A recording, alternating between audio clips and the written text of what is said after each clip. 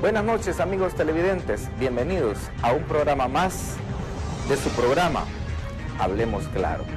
Esta noche tenemos un invitado especial, el candidato a la vicepresidencia por Nuevas Ideas, el licenciado y doctor Félix Ulloa. Bienvenido. Gracias, Will. Muy buenas noches a ti, a la audiencia. Sé que nos están observando, están atentos, pendientes de esta entrevista, y va a ser un gusto conversar esta noche. La primera parte de nuestra entrevista la vamos a hacer, como dicen allá en Oriente, un poco light, suavecita, y a medida vaya caminando la entrevista vamos a ir apretando las tuercas, ¿verdad? Así es que vamos a arrancar con la parte light, la parte suavecita. Todo el mundo a veces ve al candidato, ve a la persona, pero muy pocas veces saben de sus orígenes. ¿Cuáles son los orígenes de Félix Ulloa? ¿De Oriente, de Chinameca? Sí, exactamente, lencas, como buenos ultralempinos. Nacimos en Chinameca en 1951, el año del terremoto. ¿Hasta qué grado estudió Félix en Chinameca? Hasta sexto grado, ahí en la Julián Aparicio, era la escuela.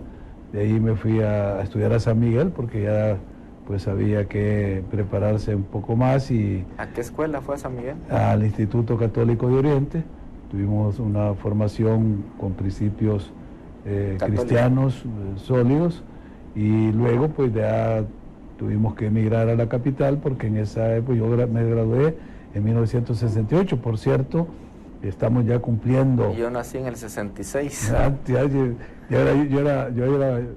Tenía 2 años cuando yo salí de bachiller. Sí. O sea, yo tenía 52 años. Sí. Porque nosotros estamos cumpliendo 50 años de bachiller, los vamos a celebrar en San Miguel. Hoy va a haber una actividad importante ahí de los exalumnos.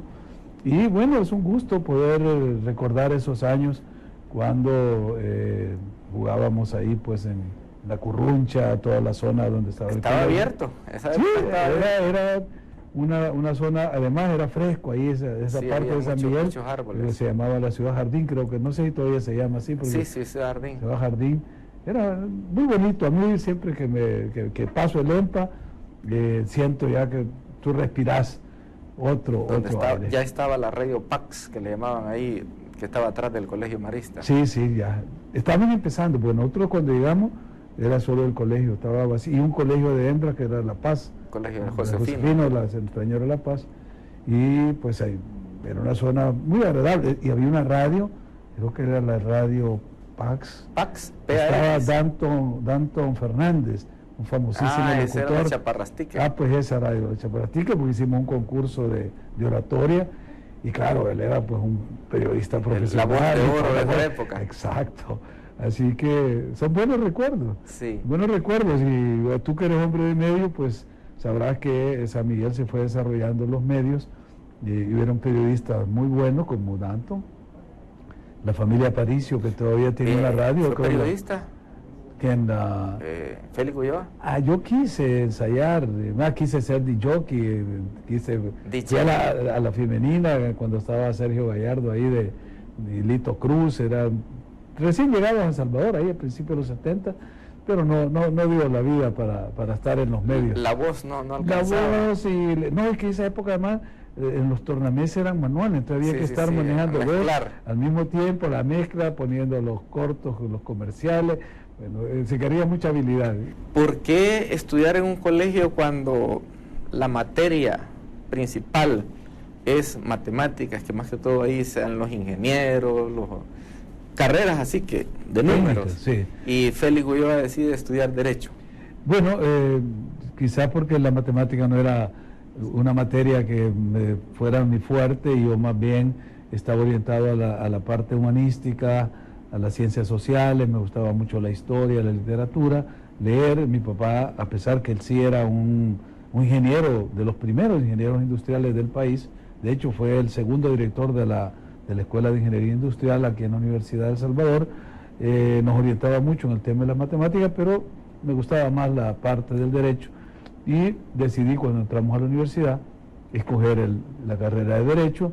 Y bueno, ahí tuvimos todos los Cuando avatares. Félix Ulloa decide estudiar Derecho, ¿lo hace en Oriente o ya se emigra para la capital? Ya emigramos porque ese año, justamente ese año, se abrió el Centro Universitario de Oriente en San Miguel, y la mitad de mis compañeros se quedaron en San Miguel como la primera promoción del Centro Universitario de Oriente, y la otra mitad nos vinimos. El Centro Universitario de Oriente era la que es unida. La que ahora es la Universidad de Oriente. Multidisciplinaria, creo que se llama hoy. En esa época era el Centro Universitario de Oriente, porque la Universidad del Sabor tenía dos centros, en Santana, el Centro Universitario de Oriente. Era de la Nacional. De la Nacional, y en San Miguel, el Centro Universitario de Oriente. Entonces ahí se quedaron, recuerdo, se quedó Roberto Viera, Chico Merino, o sea, son de esa misma promoción. Salimos de ese año del colegio juntos. Y David Trejo era el director de teatro del Centro Siempre Universitario. le gustó la cultura. No, y vino con la obra Edipo Rey, 2 años después, a San Salvador, y una de las princesas era la que era mi esposa. Yo la conocí justamente en esa obra de teatro que habían traído desde el Centro Universitario de Oriente, y Roberto Viera salía ahí de... Y todavía sigue siendo su princesa. Ahí está todavía, 45 años después. Nos casamos en 1973, y llevamos ya pues 45 años de casados.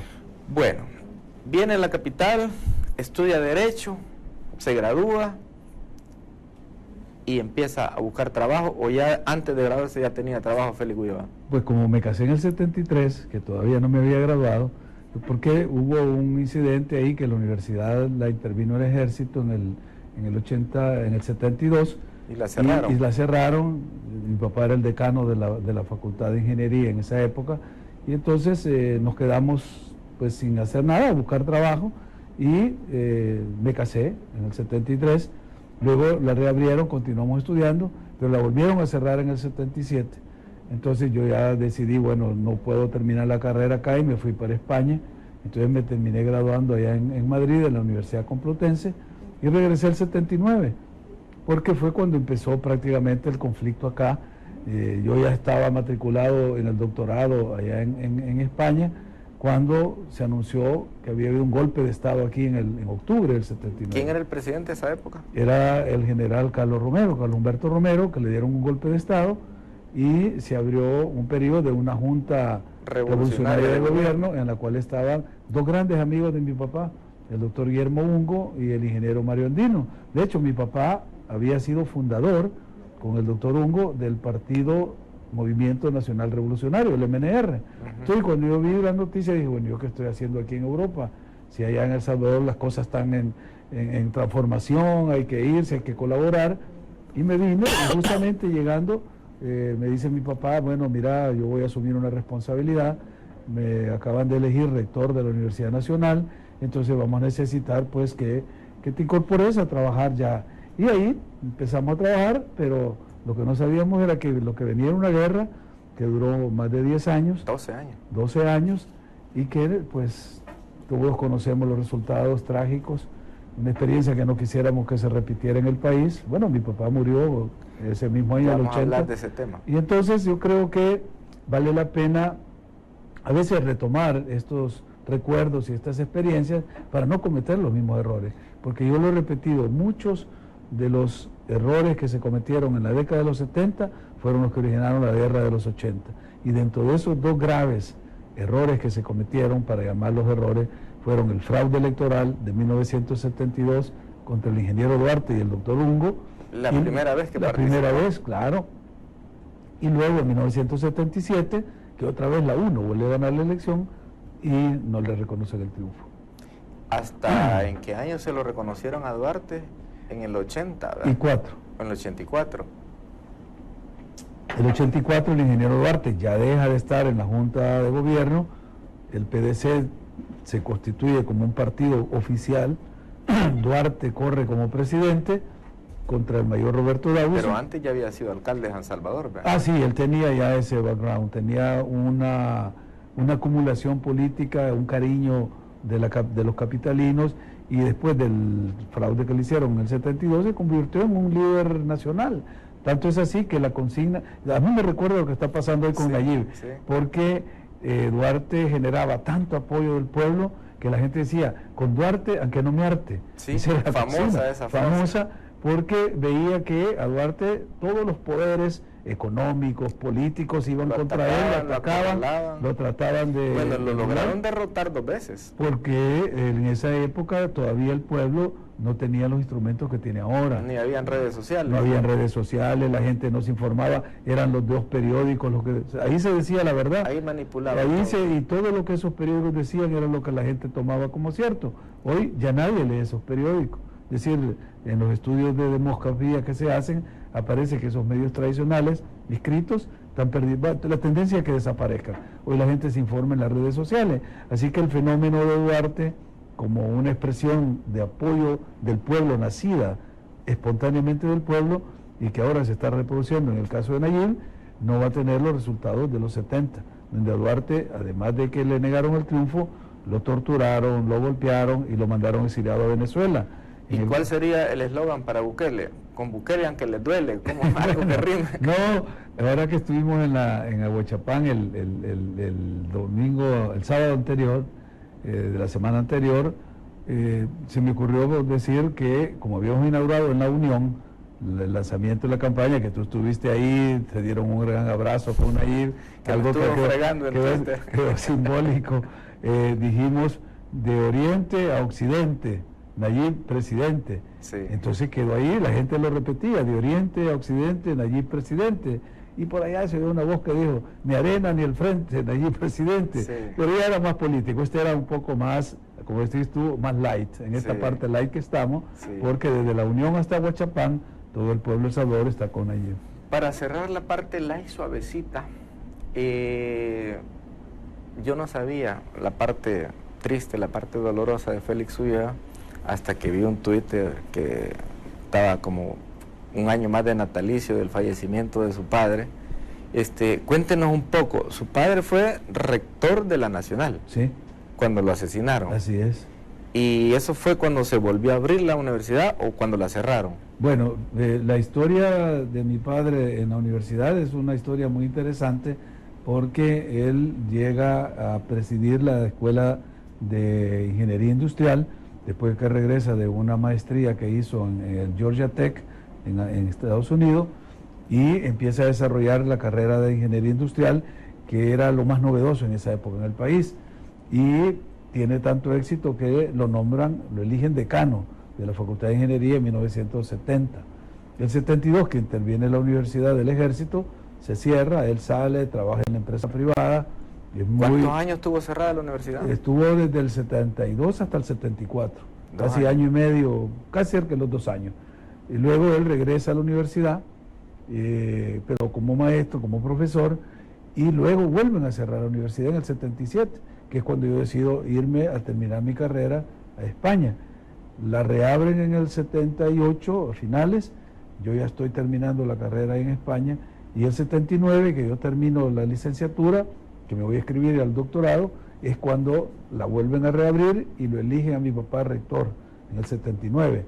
Pero son los años convulsos, como decíamos, ya estaba la guerra civil prácticamente en el país, la universidad se vuelve un actor importante porque junto con la UCA firman como observadores del FDR, del Frente Democrático Revolucionario. Ahí se realizan actos que no se pueden hacer afuera porque está la represión muy fuerte. Se le otorga el doctorado honoris causa a Monseñor Romero, mi papá lo entrega, y... ¿En vida? No, ya muerto, fue post-mortem. Fue un reconocimiento que hizo la universidad y se llama así. Eso doctorado, ya fue en el 80.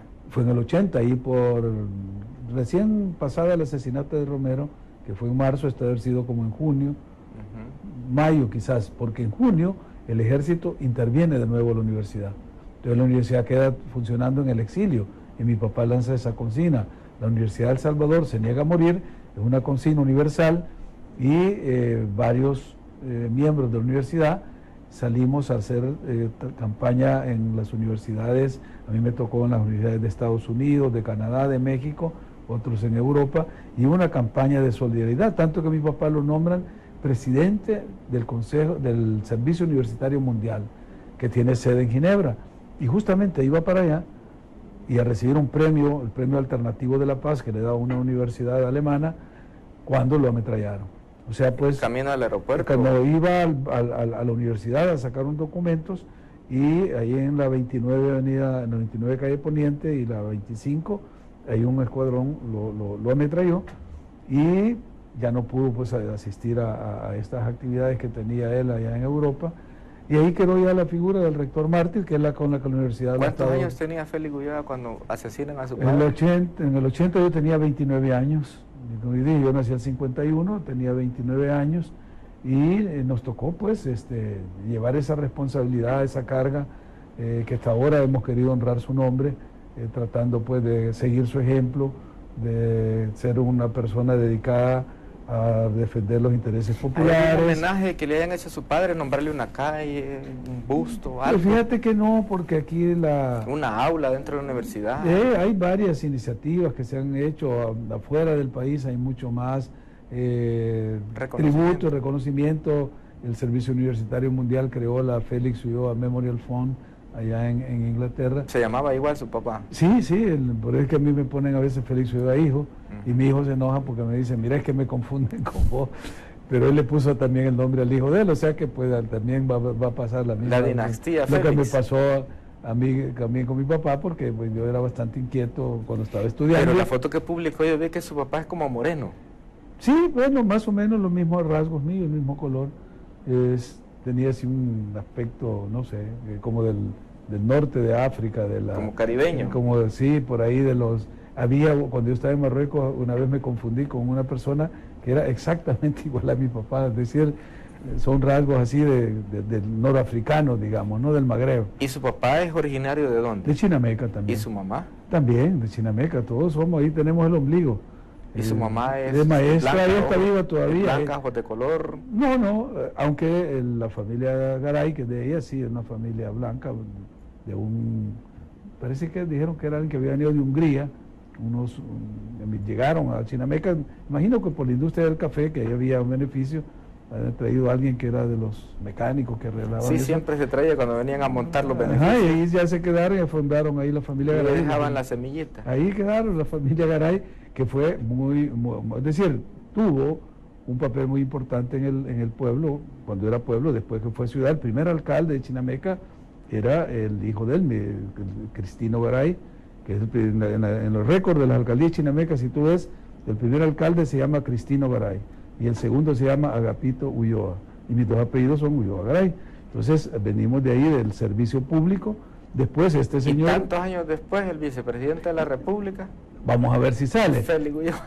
Porque hay un intermedio, un general, que es el general Fidel Cristino Garay, que fue ministro de la guerra en tiempo de Martínez, y era un militar de los más leales a Martínez, tanto que cuando le dan el golpe de Estado a Martínez, él era el primer designado a la presidencia, y lo iban a nombrar presidente inmediatamente, pero el Departamento de Estado, la embajada, intervino y dijo, no, era coronel en esa época, dijo, no, el coronel Garay solo tiene un destacamento de 800 hombres en San Miguel, y no lo van a respetar los que tienen más mando, el cuartel de San Carlos, el Zapote. Pero la verdad era porque era llegado al general. La verdad, él era muy cerca de Martínez, tanto que lo tenían nombrado como ministro de la guerra, se llamaba en esa época, no era Ministerio de Defensa, ministro de la guerra. Y después él tuvo otro cargo, ya posteriormente fue ministro de Trabajo, y era pues como la línea militar de la familia. Y mi abuela, que quería que yo fuera militar, y me metió a la escuela militar, porque el hijo mayor de ella, mi tío, lo puso en la escuela militar, pero se ¿Félix Ulloa estuvo en la escuela militar? No pasé el examen, me fui a examinar y me poncharon. ¿Qué era de matemáticas el examen? No sé, creo que fue el examen médico, algo así, dijeron que tenía una hernia, algo, no sé. No, quizás la estatura. También puede ser cualquier cosa, no, porque estaba Sánchez Hernández, que era un poquito todavía más chaparro, y llegó a general. Pero después me dieron el grado de coronel, yo tengo el grado de coronel de los coroneles de Kentucky. ¿Asimilado? No, así, un grado honorífico que me dieron allá en Frankfurt, en la capital de Kentucky. Así que le dije a mi abuela, bueno, no pude ser militar en El Salvador, pero aquí está mi diploma de miembro de los coroneles de Kentucky. O sea, la Kentucky, tradición de la familia continúa. Ahí estamos, así que aunque sea de manera honoraria, no de la escuela ni de fila, pero llegamos a tener el grado de coronel. Bueno, hemos terminado la parte light. la parte suavecita. Es bueno saber los antecedentes de nuestros futuros funcionarios y por eso pues le he hecho estas preguntas. Espero que no haya invadido su privacidad. Para nada, yo creo que cuando uno se mete a estos avatares de la política, está expuesto al escrutinio y debe estar abierto al escrutinio, porque no hay nada que ocultar. Habrán uno cometido errores en su vida, por supuesto, no somos santos, y habrá que cargar con los errores, y como dice Karl Popper, que a mí me encanta citarlo, hay que aprender del error. Es la teoría del error fecundo. ¿Cuántos hijos tiene Félix Ulloa? 3, tengo un varón y 2 hembras. Y Félix Ulloa se llama también. El varón, sí, igual. ¿Y los nietos? Nietos 4. Y también Félix Ulloa. Hay uno, el mayor de él, que se llama igual. Y hay otro, mi hija, que también le puso Félix Alejandro. Bueno, y ya como ahora está de moda la guerra sucia, que es el tema que vamos a entrar después de esto, a ver si no le hacen una campaña sucia por... ¿Cómo le pueden decir cuando alguien le pone del mismo nombre al abuelo, al nieto, al bisnieto y todo eso? Pues aquí le pueden llamar de muchas maneras, pero normalmente sería que una tradición, crear una tradición. La dinastía Ulloa. Ah, bueno. Ya eso no, ya la dinastía Salgado aquí.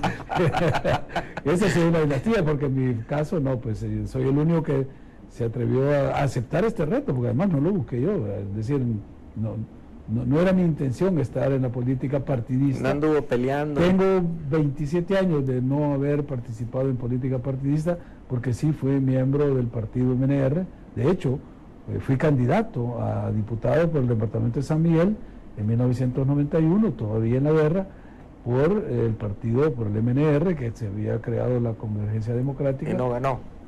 Yo gané, eso no hay duda.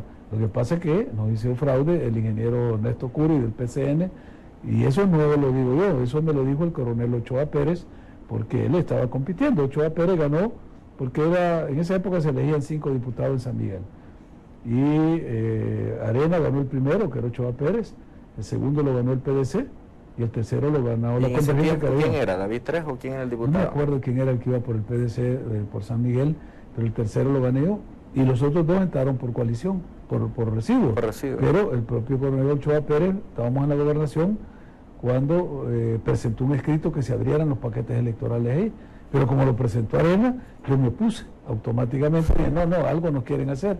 ¿Y se opuso a usted mismo? No, pero eso, cuando yo ve que me opongo, me manda a llamar al coronel y me dice, mire, me dijo, yo acabo de meter eso porque ese viejo chuco de Neto Curi le acaba de hacer, me dijo, anoche nos han informado, me dijo, que en los lotiques, en San Rafael Oriente, en el Tránsito, como en 5 municipios, le fue a cambiar las cosas, y le han sacado ahí. Entonces, si no lo abrimos aquí, me dijo, cuando llegue a San Salvador, allá ya no va a aparecer nada. Entonces fuimos a ver, ya los paquetes ya habían salido para San Salvador, así que ya... O sea, que las viejas mañas, las viejas prácticas siempre. Desde ahí es que yo decidí empezar a estudiar Derecho Electoral y meterme más a conocer estos sistemas, porque, como sabe Will, en una democracia hay que dejar que el pueblo elija libremente, y además hay que facilitarle al pueblo la elección para que sepa escoger a sus gobernantes y a sus representantes.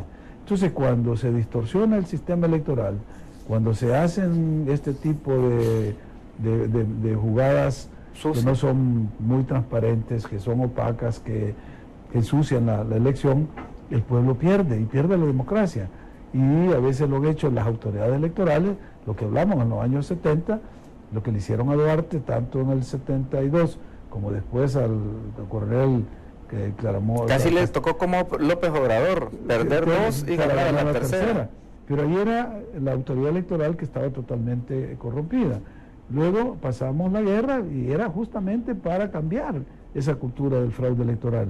Y por eso fue el énfasis, cuando terminó la guerra, de cambiar las reglas del juego electoral, hacerlas transparentes. Me tocó a mí el honor de participar en la comisión electoral de COPAS, que redactamos el código electoral de la posguerra, y después estar en la Junta de Vigilancia representando al partido, al MNR, y después ser magistrado también por el MNR, que íbamos en coalición con el FMLN y la Convergencia, pero mucha gente creía que yo era el magistrado del FMLN. Qué bueno que aclare eso, porque hasta yo pensaba eso. No, yo nunca pertenecía al FMLN cuando fue partido político, porque estaba yo en el MNR. Lo que pasa es que fue esa coalición, y como la coalición ganó el segundo lugar en las elecciones del 94, entonces por la Constitución y por la reforma que se hizo... Pero no en el pacto de coalición quedó ahí se pone que usted iba a ser... No el nombre, se dice qué partido va a tener el magistrado propietario y qué partido de la coalición va a tener el suplente. Entonces eso quedó consignado en el pacto de coalición. Quedó abierto para que el partido eligiera. El partido manda una terna y la elige la asamblea. Entonces ese es el modelo que hay y que sigue vigente todavía esa forma de designar a los magistrados en el Tribunal Supremo Electoral cuando hay coaliciones de partidos. Se decide cómo va a quedar la deuda política, cómo va a elegirse el magistrado del tribunal, cómo se va a ir, si con bandera separada o bandera única, todo eso está en la ley. Para aclarar, la deuda política, para los que no, muchos oyen hablar de la deuda política, es el dinero que paga el Tribunal Supremo por la cantidad de votos que saca cada partido. Exacto, eso está desde la Constitución del 83, cuando los constituyentes decidieron darle a los partidos financiamiento desde el Estado para evitar que fueran presas, que fueran instrumentos de los poderes fácticos, o sea, que no fueran los grandes intereses económicos los que decidieran en la política. Entonces, para darles autonomía e independencia a los partidos, se creó la figura del financiamiento público, que en nuestra Constitución se llama la deuda política. Ahora, en la actualidad, ¿cuánto cuesta un voto para presidente? Va a andar arriba de los $5, o sea, se anda como 5 puntos y algo, 5 infracción, lo que se va a dar a cada partido por cada voto válido que se obtenga en la elección del próximo 3 de febrero. O sea que si un partido saca 1 millón de votos... Son 5 millones limpios que se lleva ahí de parte del Estado. Bueno, está viendo que... Para la próxima campaña. Para la siguiente, porque en esta le acaban de dar al frente 10 millones y fracción. Yo tenía a Norma Guevara acá y dijo que solo como 3 millones. No, lo que anunciaron es que son 20 millones entre los dos partidos lo que va a dar Hacienda. Sí. Entonces ya eso es una buena cantidad, como para que no tuvieran que estar recibiendo financiamientos privados o de sectores que invaden la política. Pero siempre pasa. Porque todavía no tenemos esa cultura de la transparencia, los partidos no quieren transparentar su finanzas. Todavía ahí falta en la ley. Una de las cosas, porque mi tesis doctoral fue sobre eso.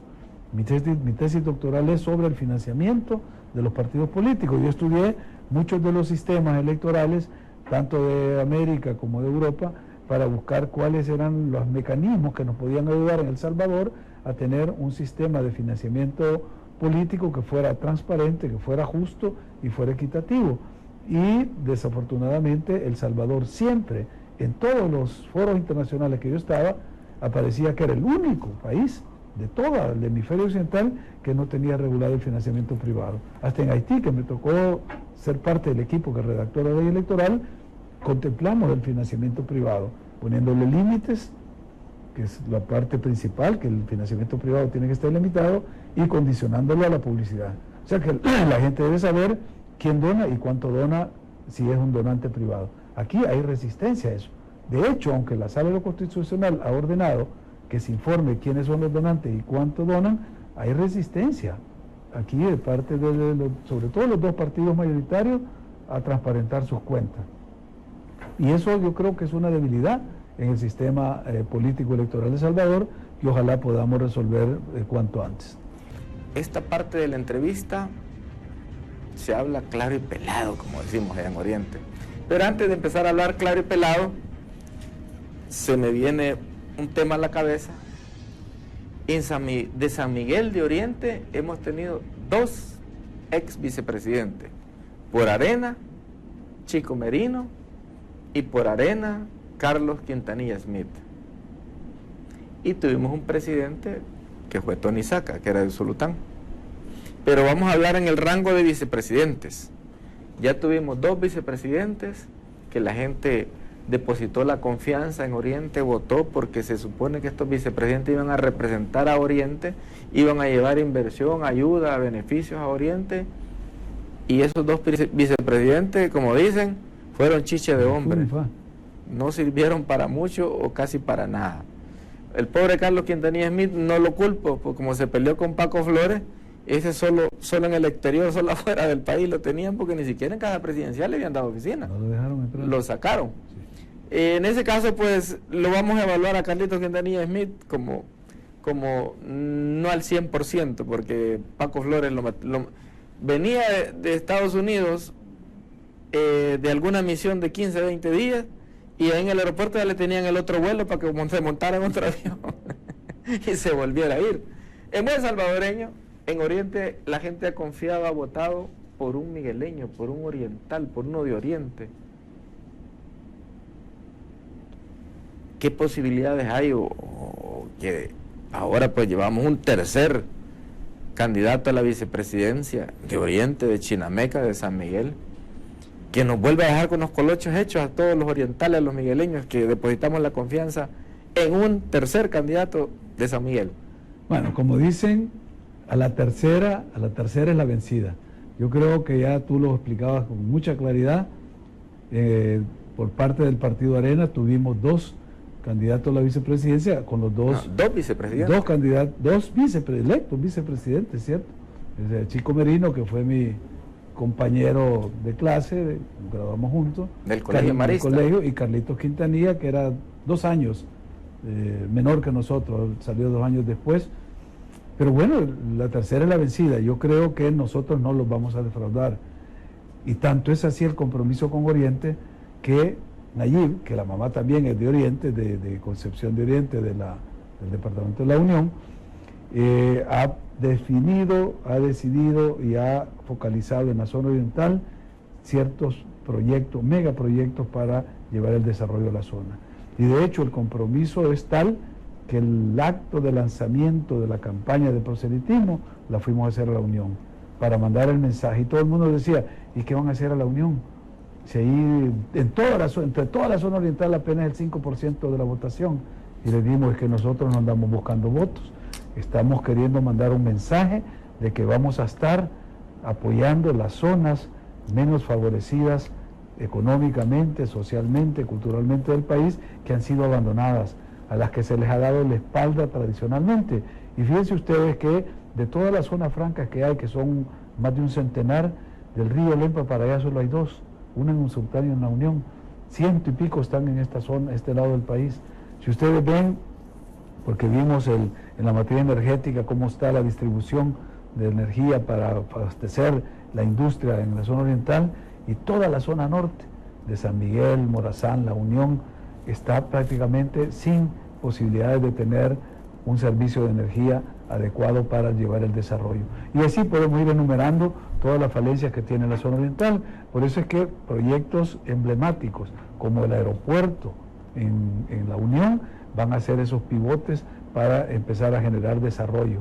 Y creemos que con el concurso de nuestra gente de la zona oriental, que ha demostrado ser no solo muy trabajadora, muy capaz, muy tenaz, y la prueba de ello es que las remesas que envían nuestros compatriotas que viven en el exterior va fundamentalmente a la zona oriental, porque de ahí ha salido toda la migración forzada que ha tenido el país, por las condiciones de pocas posibilidades de trabajo, de estudio, de desarrollo que han habido en la zona.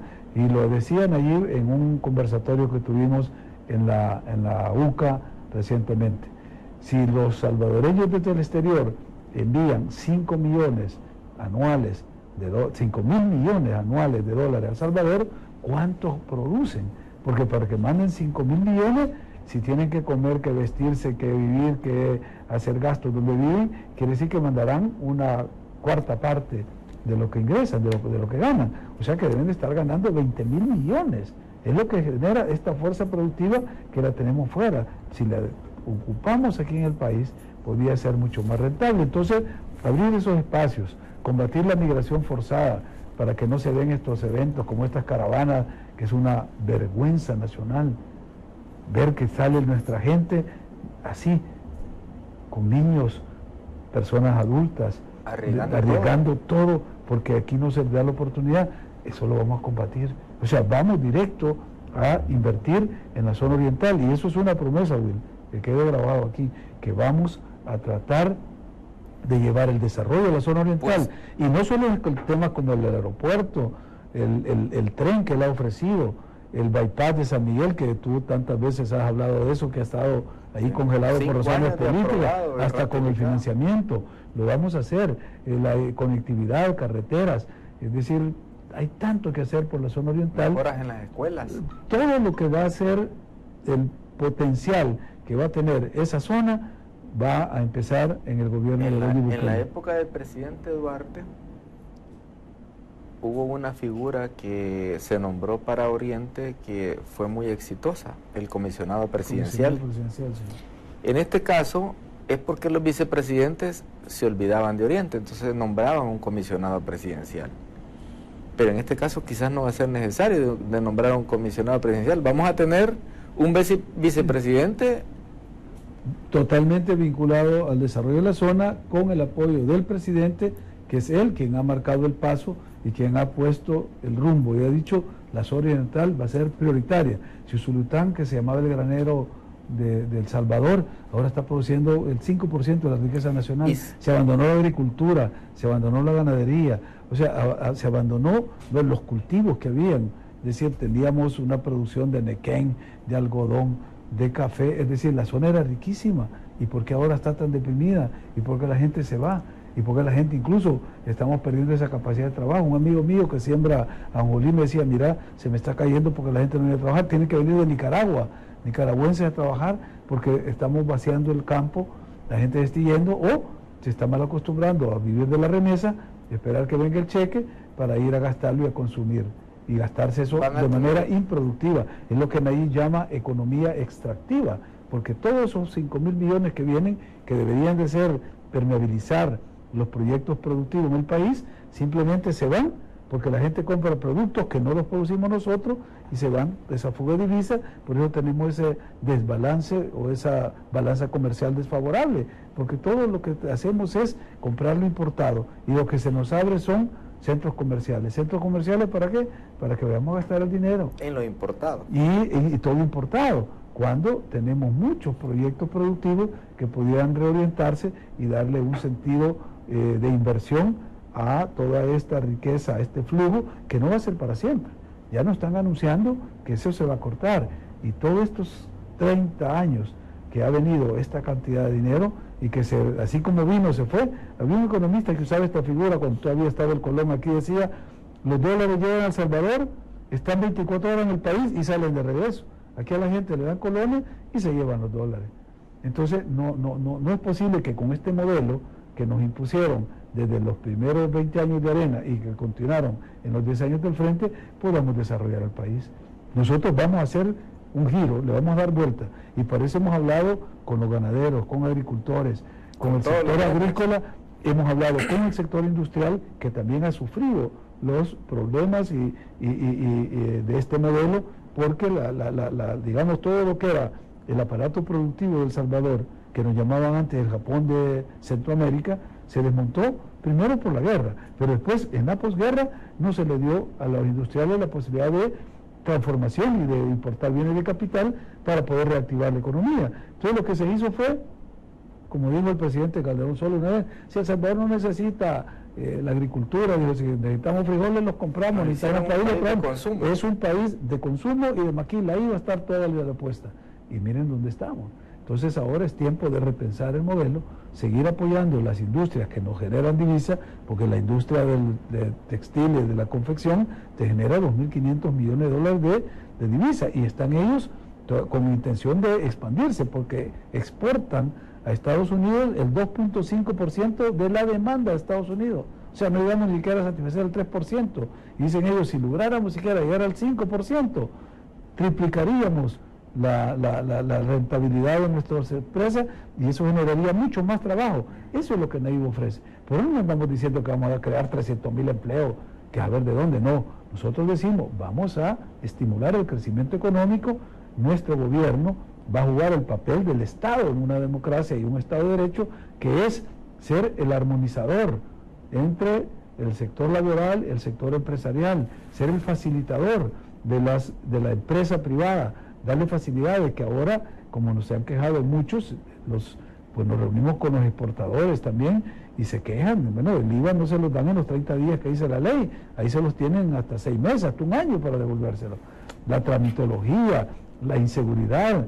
Bueno, los industriales pagan la factura más alta de energía en toda Centroamérica. Entonces, ¿qué empresas ahora querían venir a invertir a El Salvador si aquí la energía eléctrica es más cara que en Honduras? Tampoco somos competitivos. No somos competitivos, entonces hay que hacer esa transformación, pero ojo con la zona oriental, porque tenemos suficientes recursos humanos, naturales, tecnológicos, que están dispuestos a ir a trabajar en la zona oriental. Así que es un compromiso, Will, darle atención a la zona oriental. Y también el turismo, porque tenemos playas, Playas tenemos bellísimas, las mejores montañas. playas de Oriente, desde el Espino, el Cuco, Playita, Playa Tenemos Negra, todas esas hasta el montañas, Tamarindo, Perquín y todo eso. una belleza. O sea, este país podría ser, fíjate que nos reunimos con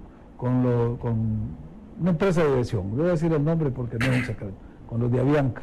De Avianca pidió una reunión, nos reunimos con ellos y estaba una señora que es de origen costarricense, que dijo que había sido la ministra de Turismo de Costa Rica, ahora es funcionaria ejecutiva de Avianca, y nos decía, miren, si Costa Rica no tiene, El Salvador no tiene nada que envidiarle a Costa Rica, si nosotros tenemos lo mismo que ustedes tienen, y no, ustedes tienen todavía cosas más Hasta lindas más que allá. volcanes tenemos. ¿Y por qué Costa Rica ha hecho de la industria del turismo una de sus fuentes de divisas más grandes, que le ha mantenido y la ha potenciado en el mundo? Si tú vas a Google y pones Costa Rica, te aparece lo verde, lo ecológico, lo amigable. Lo que Entonces, llaman pones El Salvador y te aparecen las maras, las pandillas, es decir, tantos muertos diarios. tantos muertos diarios. Entonces, la marca país tenemos que posicionarla. Y uno de los proyectos emblemáticos que Nayib acaba de anunciar, el último, es Surf City.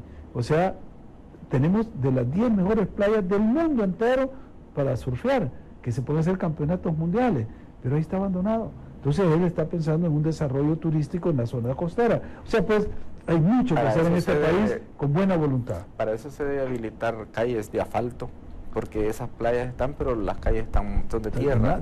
Cuando llueve no se puede entrar ni salir. Están abandonadas, porque no ha habido esa apuesta. Y no tienen infraestructura eléctrica tampoco, o sea, la energía no... Un hotel que quiera poner 20 aire acondicionado, ya no le da el servicio.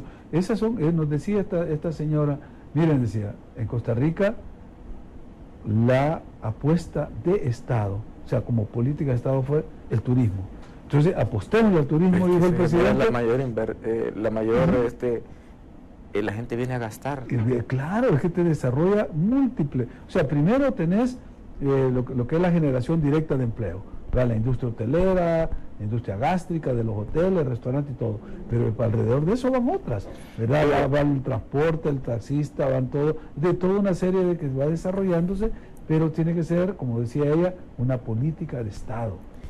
Pero a mí me parece bien esa política de estimulación del crecimiento económico, porque si ustedes estimulan el crecimiento económico del país, los trabajos son por añadiduras, como dice la Biblia, o sea, son automáticos, pues, porque si yo tengo un tallercito que hago polines, balcones, puertecitas y todo eso, y yo y mi hijo, porque trabajamos porque nos sale una puertecita al mes, a los 15 días, y entre los dos la hacemos. Pero al haber crecimiento económico en la zona, ya hay más demanda, entonces claro, yo tengo que buscar más empleados, ayudantes, compras más materiales, vende el ferretero, el ferretero lo tiene que traer, se lo lleva el del camión, o sea, va generando entonces, una cadena de valor. No es el gobierno ni el Estado que genera los empleos, las fuentes de empleo, debe de ser estimulando el crecimiento económico y el empleo es automático. Correcto, has dicho la verdad que ni el mejor economista del mundo la puede rebatir. El empleo no lo genera el Estado, lo genera el sector privado, la empresa. Y para que la empresa genere más empleo, hay que generar crecimiento económico. Lo que hace el Estado son dos cosas. Una, estimular, facilitar, promover, ¿verdad?, la inversión para que el empresario se vea atraído y pueda invertir. Tanto el empresario nacional, que se queja de la tramitomanía que hay aquí, de la burocracia, de la corrupción, de la mordida que le están sacando todos los funcionarios, ¿verdad?, para dar un permiso, y luego la inversión extranjera directa, que somos los últimos en la cola de toda Centroamérica. El año pasado, según el Banco Central, recibimos menos de 400 millones de inversión extranjera. Honduras captó 1.000 millones. Costa Rica captó casi 5.000 millones. O sea, si tú ves la diferencia, ¿por qué nosotros no somos atractivos? Por lo que hemos dicho. Porque las condiciones, primero la cuestión de la marca país, la imagen que hay, inseguridad, extorsión, o sea, el tema de seguridad ha sido una constante con todas las gremiales que nos hemos reunido. Pero luego están las condiciones de los marcos normativos. Es decir, para poner una empresa aquí, se han ido gente que pasó 2 años porque le dieron el permiso y nunca se lo dieron. Hay miles, cientos de miles de millones que están detenidos por permisos en el Ministerio de Medio Ambiente. Solo la isla decía que en un permiso que él dio en la alcaldía era una inversión de más de $1.000 millones en Nuevo Cujatlán, de un proyecto urbanístico grande, y ahí está parado. Y cuando él era alcalde, o sea, hace más de 3 años, y todavía no sale. Y así te podemos decir una serie de obstáculos que hay para facilitar la inversión, tanto extranjera como nacional. Y eso para el Estado es una responsabilidad, generar las condiciones.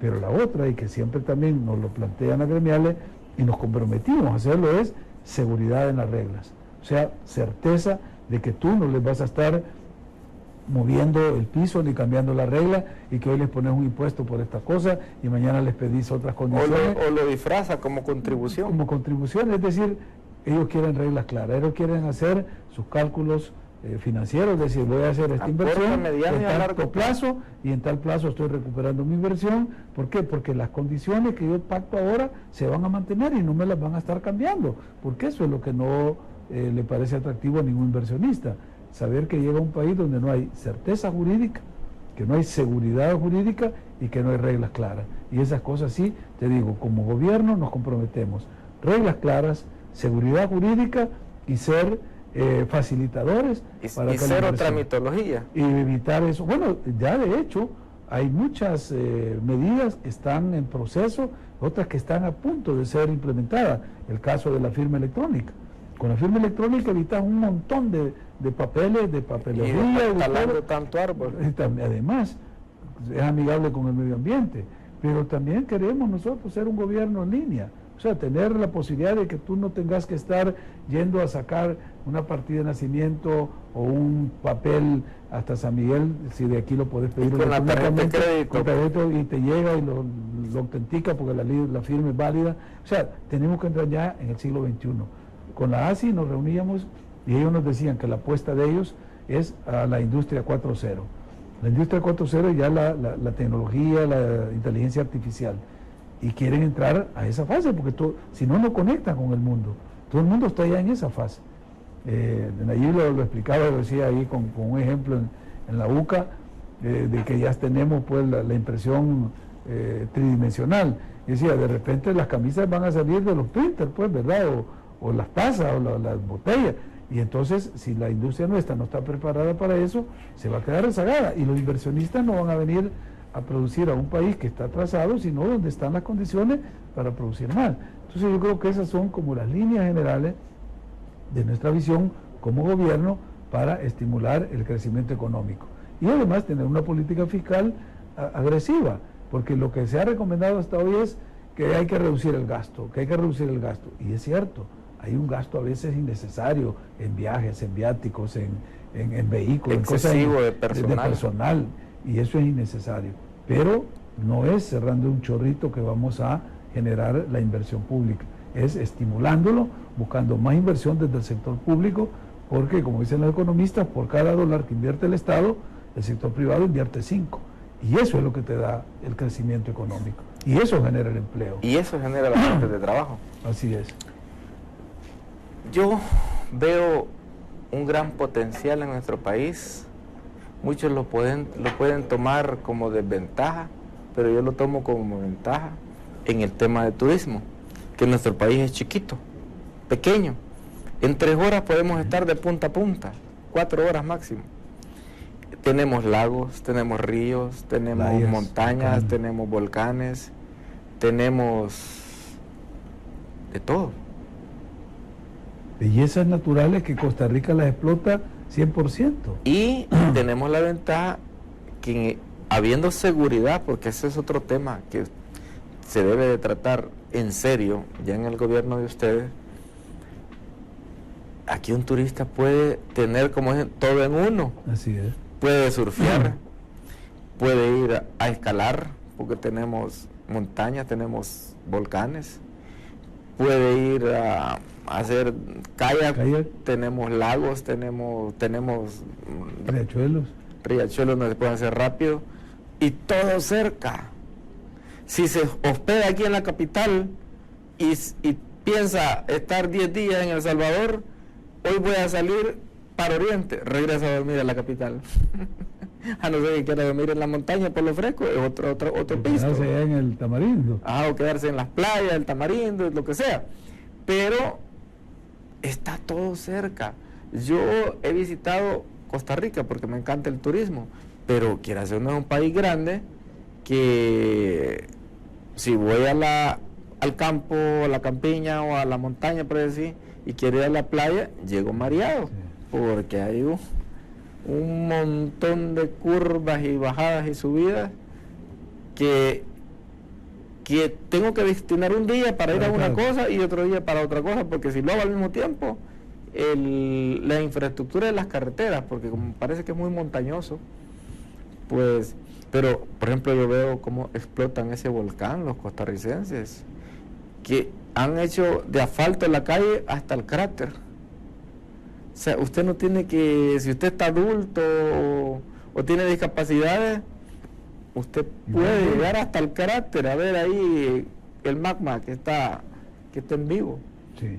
No, pues fíjate que aquí nosotros, incluso nos reunimos recientemente con el alcalde del Congo, no sé si lo conoces, a Tato, el alcalde de Ghana.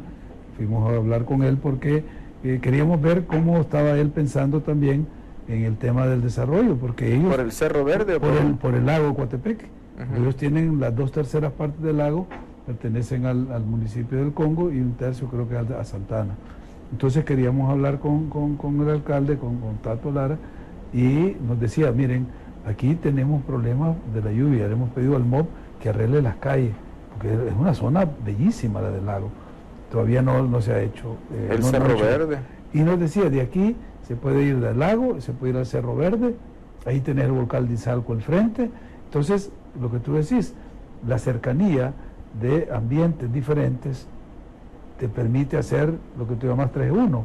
Podés desayunar en la montaña, en el Cerro Verde, almorzás en el lago, o te vas a la playa ahí nomás a Metalillo y cenás en un lago. O sea, podés hacer almuerzo, cena y desayuno en ambientes diferentes. Sí. Entonces, eso hay que explotarlo. Yo creo que, pero en efecto, algo que no permite explotar mucho eso es la inseguridad. Ahora tenemos ese flagelo. Por eso uno de los temas que también son prioritarios, y lo hemos estudiado, y lo preguntaron también ahí en el evento de la UCA, cómo vamos a entrarle al tema de la seguridad. Y yo creo que además de que Nayib hizo una recapitulación, porque le preguntaron, ¿va a seguir usted con el plan El Salvador Seguro o las medidas extraordinarias? Y dijo, ninguna de las dos, pero de ambas hay cosas buenas que vamos a retomar, ¿verdad? En el plan El Salvador Seguro está la prevención, el control y represión del delito, ¿verdad?, de los delincuentes, pero también está el tratamiento a víctimas y la reinserción. Y hay un elemento que es fundamental, que es el fortalecimiento institucional. Pero todo eso tú lo puedes escribir en un papel y te queda bonito, como les ha quedado a los que hicieron este diseño, que hay que felicitarlo. Por lo menos este gobierno está dejando un buen documento conceptual. Pero el problema es que cómo lo aplicas en los territorios. O sea, la recuperación del territorio es vital, porque todavía el Estado sigue siendo ausente en muchos territorios. Y ahí donde la pandilla, el crimen organizado se reproduce. ¿Es la autoridad? Sí, bueno, eso. Entonces hay, y además nos dijeron, hay temas de corrupción en las instituciones, fiscales, jueces, policías. Hay una batalla. En San Miguel se capturaron clicas de abogados, jueces, policía, hay de todo. Entonces hay que hacer una lucha en ambas direcciones. Tratar de limpiar el territorio, mantenerlo, recuperarlo, pero a la vez fortalecer las instituciones y limpiarlas. En el programa hay una priorización que se hizo desde el Consejo Nacional de Seguridad Ciudadana, que priorizaron 50 municipios. Y en esos 50 municipios había una intervención interinstitucional, donde el alcalde, la policía, los jueces, es decir, todas las instituciones del Estado entran para poder desarrollar los programas dentro del territorio. Pero todavía los resultados son magros, hay que ir esperando fortalecerlo, y ahí yo creo que sí, si nosotros le ponemos el acelerador al tema de la seguridad, y como decían ahí, si además le ofrecemos a los muchachos sacarlos, ¿verdad? Los que ya van a salir, decía, él ponía un ejemplo muy bueno de un muchacho que llega condenado porque se robó una gallina, ponerle, y sale después de haber pasado ahí 3 o 4 años porque el proceso nunca se dio, pues ya sale experto en otros delitos. Esa es una universidad de crimen. Y cómo vamos a tratar esa reinserción de la gente que quiere dejar la vida delictiva, y cómo le quitamos a las pandillas los viveros, decía él, con programas, y ponía el ejemplo como lo hizo en San Salvador, creando la Sinfónica Juvenil, abriendo programas para los niños de deporte, en fin, toda una serie de iniciativas que le funcionaron, y luego ayudándole a la policía, a la corporación, a proveerle de los equipos. Él decía, en todo el centro de San Salvador solo habían 2 motocicletas para la policía, y él les preguntó cuántas necesitan, y le dijeron 50, pues la alcaldía les dio las otras 48 que hacían falta. ¿Por qué? Porque a la policía también se le exige que cumpla el trabajo, pero no se le dan todos los instrumentos. Hay policías que andan con 3 balas en el revólver, pues lo tienen para las 6, o andan que no hay gasolina para el vehículo, o andan destartalados. Es decir, hay que revisar también cómo... que andan pidiendo colecta para reparar el vehículo ellos mismos. Todo eso tenemos que entrar a ver, y como ves, son desafíos a los que hay que entrar desde el primer día. O sea, no hay que perder tiempo, no hay que andar haciendo ya más análisis, evaluaciones, consultoría, ya los diagnósticos están, los planes... Ya está la teoría y la práctica, ya solo es de empezar a andar. Prácticamente en esta parte de la entrevista vamos a tocar 2 temas. El segundo tema va a ser para cerrar la entrevista, es donde le vamos a dar tiempo a Félix Ulloa para que diga por qué el pueblo salvadoreño debe elegir, debe votar por la fórmula presidencial Nayib Bukele, Félix Ulloa. Y vamos a tocar también el tema de la guerra sucia que se está dando en las campañas políticas en este momento. Vamos a iniciar, Félix, con el tema de la guerra sucia. ¿Cómo ve usted eso de que, por ejemplo, ahorita está un asesor español salvadoreño famoso en guerra sucia en varios países? No es nuevo acá en El Salvador. Incluso él ya ha estado en campañas presidenciales con Arena en el pasado. Creo que solo en la de Norman Quijano no estuvo. Este muchacho, pues, en México, yo creo que va a ser bien recordado por López Obrador ahora porque prácticamente es el responsable que López Obrador gane a la tercera. Correcto. Este es un español que se llama Antonio Sola. ¿Cómo ve usted ese tipo de campañas así de desprestigio, de denigración, de confusión, de que le copian la foto, el nombre de su cuenta, mandan WhatsApp por todos lados que usted está publicando, me vale el pueblo salvadoreño, y la gente que lo ve dice, Félix está diciendo que le valemos los salvadoreños, y usted nunca lo ha dicho? Correcto. Pero como está su foto y lo mismo que usted tiene en su cuenta de Facebook o Instagram o Twitter, yo lo que hago es que cada vez que me sacan una publicación de esas que no la he puesto yo, cambio la foto. Cada rato estoy cambiando la foto, porque así cuando la gente entra a mi perfil para verificar si es cierto que yo publiqué eso, pues ven que la foto es diferente y que no está publicado en mi cuenta lo que andan regando en WhatsApp. Pero ¿cuántos se toman la molestia de ir a revisar la cuenta del funcionario para ver si es cierto o no? ¿Y cuántos se quedan con la impresión del WhatsApp que les cayó y la mala impresión de lo que enviaron, pues? Bueno, y tú lo puedes decir con toda autoridad porque te han hackeado muchas veces la cuenta y han puesto en tu boca palabras que nunca has dicho. Yo creo que el tema de la guerra sucia debe ser un tema, tal vez no de regulación legal, porque por muchas de las regulaciones que se pongan, como dicen, echa la ley, echa la trampa. Yo creo más bien que lo que habría que hacer es que el pueblo lo que tú acabas de decir, sean los pueblos los que se encarguen de rechazar ese tipo de guerra sucia. ¿Por qué? Porque tú lo dijiste, en México se le va a recordar a alguien le dijo este gachupín, porque se les decían a los españoles antes, los gachupines, este gachupín chilango, decía, se le va a recordar en México porque fue él, con la guerra sucia contra Andrés Manuel López Obrador, el que hizo que como efecto boomerang López Obrador ganara con el 53% de la votación, la más alta que ha tenido un presidente electo en México en el último siglo. O sea, pues que el efecto de la guerra sucia da lo contrario, porque la gente la rechaza.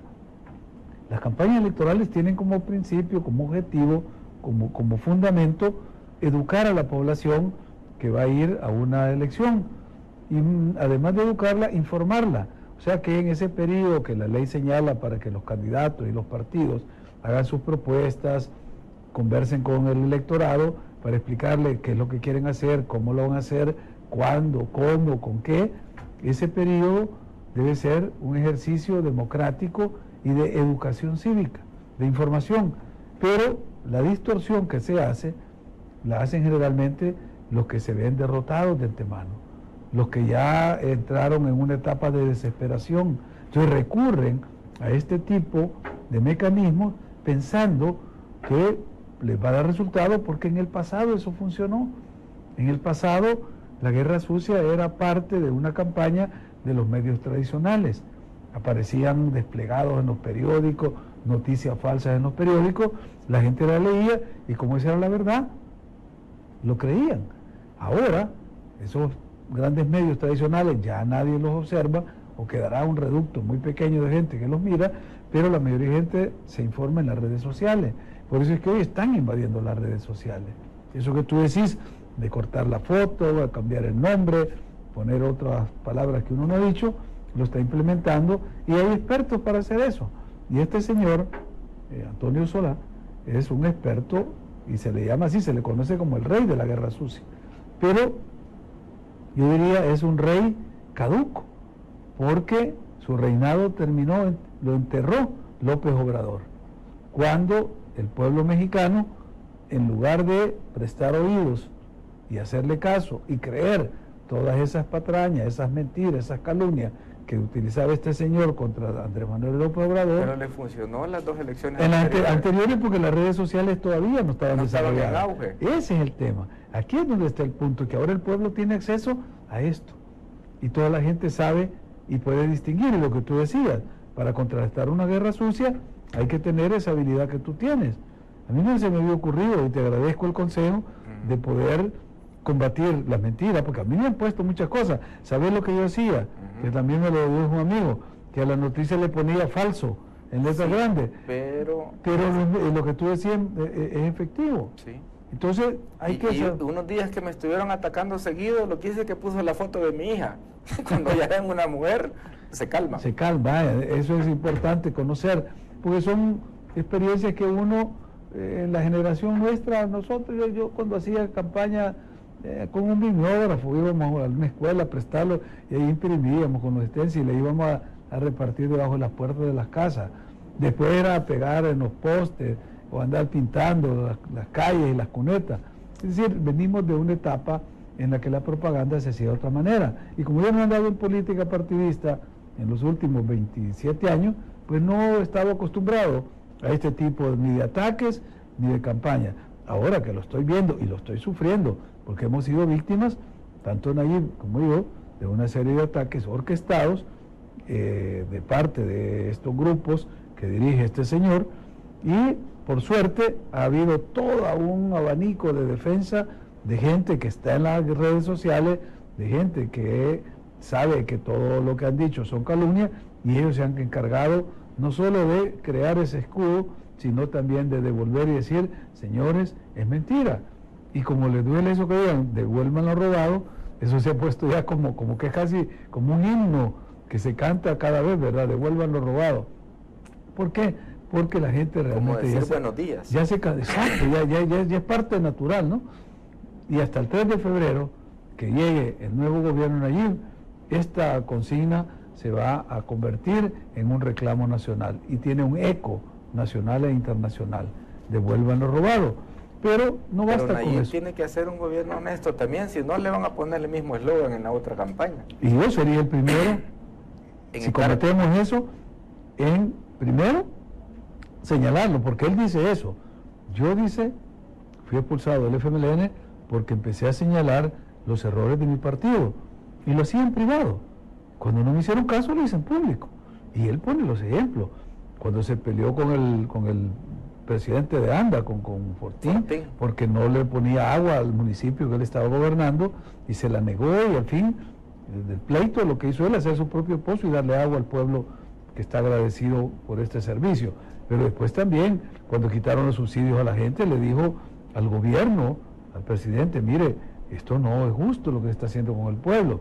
Y luego cuando dijo en Washington, ves que no tenemos presidente. O sea, toda una serie de críticas que primero las había hecho internamente, y luego las tuvo que sacar en público para que se conociera. Entonces, eso es lo que hace una persona correcta. Los errores se dirimen, se discuten en casa, pero si no hay eco, si no hay corrección, pues hay que darlo a conocer a la sociedad, y si uno no coincide con ellos, o se va o se retira. Pero yo creo, tú acabas de decir algo importante, dentro de 5 años van a poder evaluarnos y nos van a enrostrar y nos van a decir lo mismo que le dicen a Funes, ¿verdad? Creímos en ti, confiamos en ti, nos defraudaste, y a lo mejor le toca vivir fuera del vamos país a estar por exiliados, avergonzados o presos. Y yo creo que a mi edad, cuando yo me metí a esto, no era para eso. A esta edad hay que cuidar los barrotes. Es que hay que... Tenemos unas enfermedades. Claro, es que uno lo hace con este sentido de servicio. Yo te contaba pues que desde muy joven me dediqué mucho al área social, a la labor, a trabajar con los sindicatos, con los sectores menos favorecidos, y esa fue mi lucha todo el tiempo. Entonces ahora que me toca la oportunidad de ofrecer el servicio a la nación, y si la nación acepta y me da la oportunidad, lo menos que puedo hacer es cumplirlo, porque a mi edad ya uno ya no está pensando ni en mansiones, ni en los lujos que mucha gente lo vislumbran cuando llegan al poder. Yo tengo un compromiso con el pueblo, y una de las responsabilidades que quiero honrar aquí frente a las cámaras es decir, miren, vamos a seguir nuestra vida como cualquier ciudadano.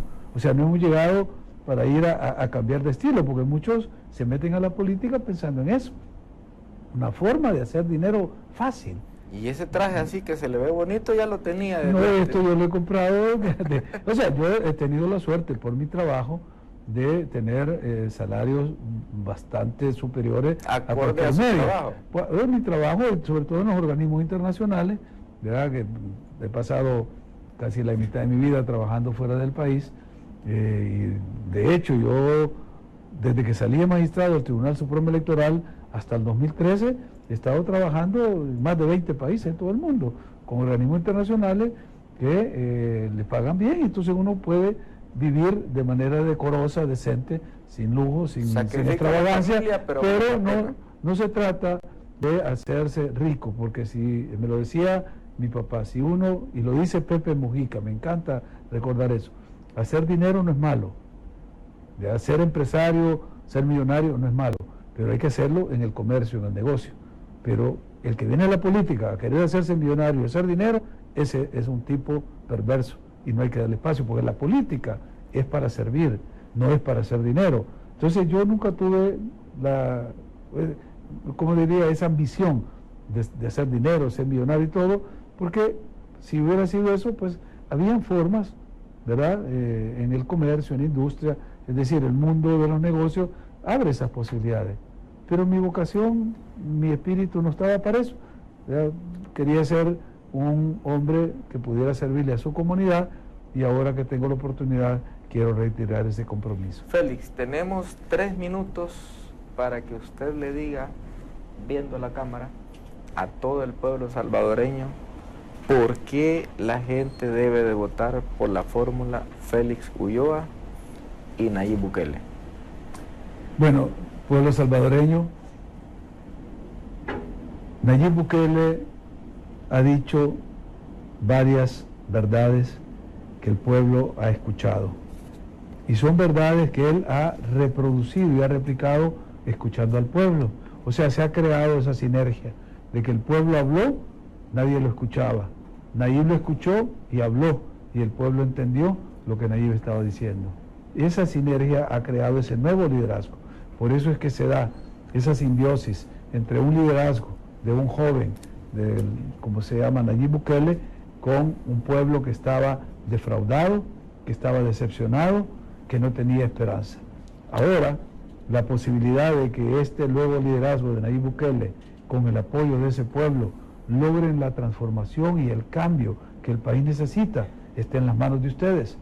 El 3 de febrero, cuando lleguen a las urnas, ustedes van a tener la posibilidad de escoger a quien quieren que sea el próximo presidente. Ya el pueblo dijo que no quería que los que están gobernando ahora continuaran, porque en 10 años no cumplieron lo que ofrecieron y siguieron haciendo lo malo que se hacía. Pero también dijo el pueblo que no quería que los que habían gobernado durante 20 años regresaran. O sea que el mensaje es claro: no queremos que estos sigan, pero no queremos que aquellos regresen. Entonces, ¿qué es lo que el pueblo está pidiendo? Algo nuevo. Y eso nuevo lo representa el proyecto de Nayib Bukele. Así que acompáñenos, les prometemos, como ha dicho Nayib, de que vamos a tener un gobierno transparente, eficiente y honesto. Y yo lo he repetido porque se lo escuché decir a Andrés Manuel en el Zócalo el día que le declararon presidente electo.